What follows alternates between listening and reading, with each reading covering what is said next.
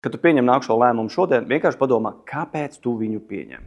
Tu domā, ka tu esi racionāls, bet realitātē lielāko daļu lēmumus mēs pieņemam uz bailēm, emocionāli. Padomā kopumā, pasties pēdējās 7 dienas, kā tu esi pieņēmis lēmumus savā dzīvē. Un tu sapratīsi, ka lielākā daļa ir balstīta apakšā uz emocijām. Tur ir emocijas, ko tu domā, ko tu iegūsi, kad tu realizēsi konkrētās lietas. Tas varbūt ir tiešām kaut kas pozitīvs, aizraujošs, taču lielākoties mēs pieņemam lēmumus balstoties, lai mēs izvairītos no sāpēm, kas ir būtībā caur bailēm. Arī tajā, kas pašlaik filmē šo video, ir miksts ar dažādām emocijām. Viens ir, protams, jā, man ir sajūta, ka man gribās nodot pāris domgraudus, man gribās varbūt kādus komentārus no tevis, gribās, lai kopumā cilvēki domā vairāk par šādām izaugsmes tēmām, taču tai pašā laikā man ir arī bailes, kad es varbūt nebūšu iefilmējis kaut ko, kad es nebūšu varbūt spējis izteikties, kā es gribēju, kad varbūt tas neaizies, ka algoritmam nepatiks šis saturs un viņš nepalīdzēs viņu iznest tautās. Līdz ar to arī visos lēmumos mums ir pietiekoši liels emocionālais miks, taču domā līdzi, kādas lēmumus tu pieņem.